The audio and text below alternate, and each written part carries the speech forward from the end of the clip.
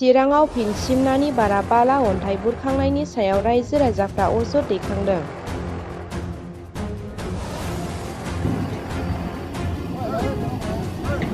चिरां जिल्ला बेंटल बाजारनि साखाथिजों बोहैलांनाय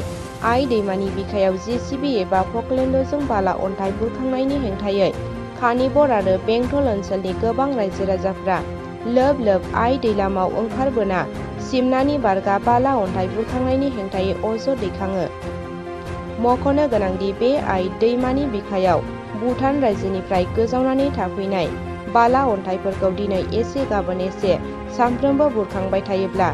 बे दैमानि साखाथियाव थानाय गोबां गामिफोरा दैजों खुरख्लाबजाना गोबां खहा जागोन बेखौ बिथा खालामनानै रायजो राजाफ्रा खौरां बिजोंनि गेजेरजों बुंदों।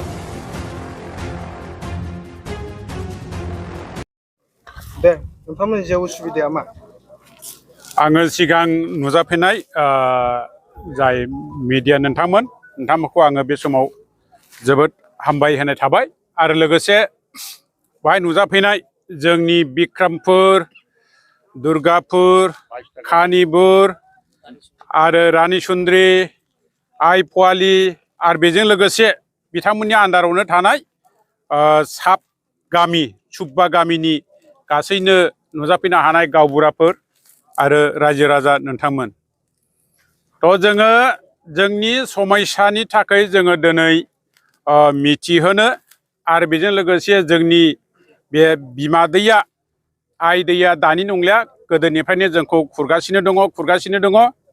आरो बिसेस हिसाबै बे दैनि खुरनाया जोंनि सोनाबथिंजायनि जि गोबां गामिफोर दङ गोदोनिफ्रायनो जुग जुग रायजो जागासिनो दङ। जेरै मियादिप, फात्ता हल्दार, मानसिजोब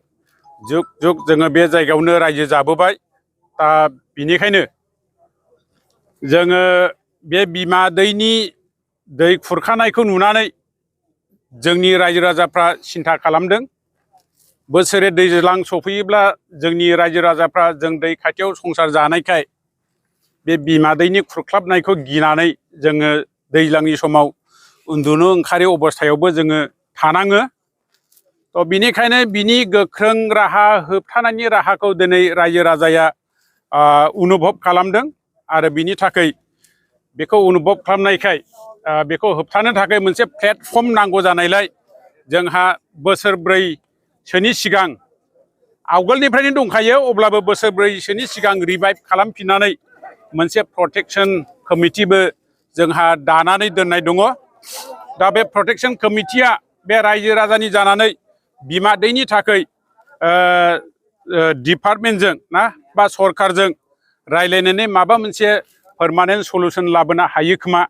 बेखौ नाजागासिनो दङ। आरो बिनि रिसेन्ट प्रमाना मैयासो जोङो कमिटिनि जानानै बा रायजो राजानि जानानै जोंनि लकेलावनो थानाय फरेस्ट डिपार्टमेन्टनि EM बिथांनोबो जोङो बे दिनैनि बिमा खुरनायनि आरो बिमा खुरनायावहाय जाय सुबुंफ्रा माने डिपार्टमेन्टालि लिगेलि ना फाट्टालेन्ड हानि सायाव खुवारि मा होनो पारमिसन लानानै बख'नायनि सोमोन्दै आरो बिनि सोमोन्दै जों रायलायदों आरो बे फाट्टालेन्डनि नामैहाय बाला अन्थाइखौ बुरै बिसोरहा मोनसे बाउन्ड्रि दंखायो पारमिशननि मथे लेखानि मथे। थ' बे पारमिशननि लेखानि अनगायैबो सिमना बारायनानै खुरनायाव दिनै दैया जोंनिथिंजाय नासेबगासिनो दङ। थ' बेखौ लानानैनो दिनै जोङो बे समग्र दै बे आइ दै जिंनि खाथियावहाय संसार जानाय रायजो राजाफ्रा बेखौ माब्रैब्ला प्रटेक्शन खालामनो हायो बिनि थाखाय दिनै जों रायजो राजा हिसाबै बे जायगायाव ज' जाबाय। थ' आंबो कमिटिनिनो आफादगिरि हिसाबै जोंनि ग्रेटार इन्ट्रेस्ट सिगाङावनि भबिसतखौ लाहरनानै थ' जोङो बिनि थाखाय मा बेबस्था खालामजायो बेखौ जोङो दिनै ओंखारदों। थ' बिनि गुबै जाहोनानो जाबाय जोङो EM सारनिफ्राय मिथिनाय बायदिब्ला बा आसाम सरकारनिफ्राय नङाबा BTR सरकारनिफ्राय बे बिमा दैखौ मा होनो पारमानेन्ट होबथानायनि बिमा दैल' नङा ओरै बिखि दै बेफोरनिबो खोथा ओंखारदों। सरकारा आसनि लागासिनो दङ बेखौहाय पारमानेन्ट माब्रैबा प्रटेक्ट खालामनो हायो थ' बिनि थाखाय आसाम सरकारनिफ्राय सेन्ट्रेल सरकारनिसिम प्रप'जाल अलरेडि दंहैखायो थ' बेखिनिया जासान्दि जुदि खुवारि मालिकफ्रा सिमना होसेयावबो जुदि बारायनानै खुरबाय थायोब्ला मा जाहैगोन सरकारि आसनि फैसान्दियावनो जुदि जोंनि सम्पथिया जुदि धंस जानांगौब्ला मा जागोन नैबे सिन्थाधारायावहाय दिनैहाय माने रायजो राजाफ्रा अन दा स्पट माने खुवारि जेरावहाय बाला अन्थाइ बुरगासिनो दङ बेखौहाय एसे होबथानो थाखाय दिनै रायजो राजाया ओंखारबोदों थ' बेवहाय जोंबो मिथिगौ माने बिथांमोनाबो जायफ्रा खुवारि लादों बिथांमोनाबो डिपार्टमेन्टालि एकेबारे मा होनो लिगेलि बिसोरबो खुवारि लानानै सरकारनिफ्राय लेखा मोननायखाय डिपार्टमेन्टनिफ्राय पारमिसन मोननायखाय बिसोरबो खुरदों बे नंगौ थिग नाथाय बिनि गेजेरावनो बे पार्मानेन्ट मा होनो जिखिनि बाउन्ड्रि होनाय दङ बिनि अनगायै जेनेबा जों मिथिनायावहाय 16 बिगा आरो 24 बिगा बे मोननै लकेसनावहाय बिसोरो मा होनो फाथालेन्डनि बे खुवारिखौ माने बिसोरो सरकारनिफ्राय डिपार्टमेन्टनिफ्राय मोनबाय थ' बिनि मुङैहाय जुदि अब्लाबो बिसोरो गावसिनि लकेसनाव खुरदोंबाबो नाथाय लकेसना ओरै दै खुरनायनि थिङै सोनाबथिंजाय जानायखाय बियो निस्सय रायजो राजानि सम्पथिखौ खहा खालामगोन बेखौ रायजो राजाफ्रा बेखौ अनुभब खालामनो हादों बिनिखायनो दिनै आङो फिल खालामदों आङो बुजिदों जोङो साननो हादों जे जोङो बयबो रायजो राजाफ्राबो एसे सिन्था खालामलायनि आरो खुवारि मालिकफ्राबो सिन्था खालामनांगोन आरो बिनि गेजेरावनो एरा दहरा खालामनानै जोंनि गेजेराव माबा मोनसे मिला मिसा जानायनि गेजेरजों जाहाथे बे खुवारि खुरनाया बाला अन्थाइ खुरनाया रायजो राजाफोरनि लुबैनाय बायदि रायजो राजाफोरनि लुबैनाया बेनो जेरैखियाब्लाबो माने रायजो राजानि सम्पथिया नस्थ' जानो मोना फाथालेन्डनि खुवारि बयन दंब्लाबो जावदोंब्लाबो माने बे जावनायनि नामैनो जुदि गासैनो रायजो राजानि न' बां गासैबो जुदि दंस जाजोबोब्ला ओरै सोलोंथाइनि खोथा दङ बेंटल कलेज दङ डिग्री कलेज दं जुनियर कलेज दं आरो बायदि बायदि मा होनो सोलोंथाइनि मोनसे सेन्टार जाबाय जोंनि बेंटला ग्रेटार बेंटल हिसाबै जुदि बेबायदि नस्थ' जुदि जालांजोबनांगौब्ला बेयो माबोरै जागोन थ' बेखौ रायजो राजाफ्रा सिन्था खालामनानै दिनै खुवारि मालिकखौबो जोङो बुंगोन नोंथांमोनाबो जोंजों फैनांगौ आरो जोंबो नोंथांमोननिसिम फैखाबायानो थ' बिनिखायनो रायलायनायनि गेजेरजों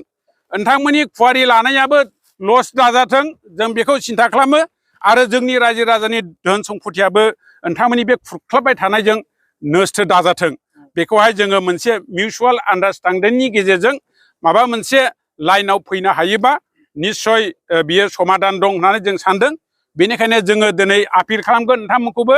नोंथांमोना मानिनांगोन आरो मानियाबा बेबायदिनो हयथ' रायजो राजाफ्रा ओंखारबाय थागोन बिमा गोबांनि फिसा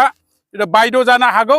जुदि रायजोआनो राजाखाब्ला रायजोआ जुदि डिपार्टमेन्टालि सरकारनियाव नङाब्ला डिसि अफिसफ्राव जुदि थांनानै दहरना हैलायनायसिम जुदि जायोबा हयथ' नोंथांमोननि बे खुवारि लाइसेन्सआ निस्सय बियो बातिल जागोन थ' बेखौबो जों लुबैया नाथाय बिनिखायनो माबा मोनसे आरोबाव आन्डारस्टेन्डिंनि टेबोलाव फैनानै समाधान जानायखौ जों लुबैदों दा दिनै आफादत्त बे सरकारनि स्किम फैसान्दि आरो जों नोंथांमोनजों लोगोसे रायज्लायनानै मिउचुवेल आन्डारस्टेन्डिंआव फैसान्दि दिनै रायजो राजाया फिरफिला लाबोबाय मोनसे बाउन्डारि गायना होलांथ'नो थाखाय थ' बे बाउन्डारि गायनायखौ नोंथांमोना जोङो फार्दार माने रायज्लायनायसिम नोंथांमोना बेखौ मानिथ'गोन जों बेखौ आसा खालामबाय आरो बेवहाय खुनु नांलाय खमलाय गैया जोंबो जुग जुग बे जायगायावनो रायजो जानाय नोंथांमोनाबो बे जायगायावनो रायजो जागासिनो दङ जों बयनिबो सुबिदा उसुबिदाखौ सानलायलायनानै जों जाहाथे मानिलायनानै सोलियो जों बेखौ बिनि थाखाय जों दिनै रायजो राजाया बेवहाय ज' जानो थाखाय बायद' जाबाय नोंथाङा जे मोनसे खोथा बुंदों नांगौनि बारा बिथांमोना अन्थाइ बालाखौ खुरदों बेसे बिगासो बिसोर बारायनानै खुरदों थारमाने बियो जाबाय ओरैनो जोंनि मिथिनायाव जोंबो दाबो मा होनो डिपार्टमेन्टेलि अफिसियेलि जोङो कागज पत्र गासैखौबो चेक खालामाखै बेनिखायनो आङो बुंबाय माने जोङो टेबोलाव जुदि रायज्लायोबा हयथ'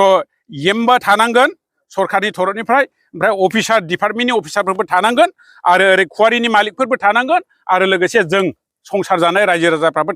थानानै बिनि एक्जाक्ट माबाखौ माबायोब्ला सालिजारि खालामलायनानै एरा दहरानि गेजेरजों समाधानखौ जोङो बेखौ लुबैदों आरो बेवहाय नांलाय खमलायनि खोथा गैया जोंहा रायजो राजा दङ बेवहाय अनेक जाथि दङ बर' दङ सान्थालि दङ आदिबासि दङ नेपालि दङ आरो मा होनो मुस्लिम दङ गासैबो जों एखे जाथियै बेवहाय धोरोमनि खोथा गैया बेवहाय भाषानि खोथा गैया बेवहाय माबा मोनसे पार्टिनिबो खोथा गैया जों दै जिङाव संसार जानायखाय पार्टिजों खोथा गैया एनि हाउ माने जोंनि बे सरकारि भाबै जि स्किम फैनो गोनां दङ बे फैजासिमावहाय जोङो एरा दरायैहाय मिलायनायखौ जों बेखौ लुबैदों आरो बेखौनो जों समाधान जागोन जों फुरा आसा दं होननानै ना माबोरै रायजोफोर बे आरो बे हामबायसै बे खौराङा नोंथांनि थाखाय गोजोनथाव जानो हागौ हा बायग्रा एबा मोजां साइटनि हा लाग्राफोरनि थाखाय फोसावथाय चिरांनि दादगारि भुटान गेटनि साखाथियाव मोनसे मोजां दखरसे मियादि हा फाननायनि खौरां फोसावनाय जादों बे हाखौ लायोब्ला फालांगि खालामनाय हटेल लुनाय बायदि बायदि फालांगि एबा बिल्डिं लुनानै थानो थाखाय राहा आरो आबाद मावनायनिबो राहा लानो हागोन आबुं खौरां लानो थाखाय नोंथाङा 8638183329 आरो 9954097210 जानबुं नङाव फन खालामनो हागोन Medi land for sale at Dadgari, Chirang near Bhutan Gate. Suitable for construction of hotel, guest house, personal home or any building or farming. For more information, please contact mobile number 9186 381 83329.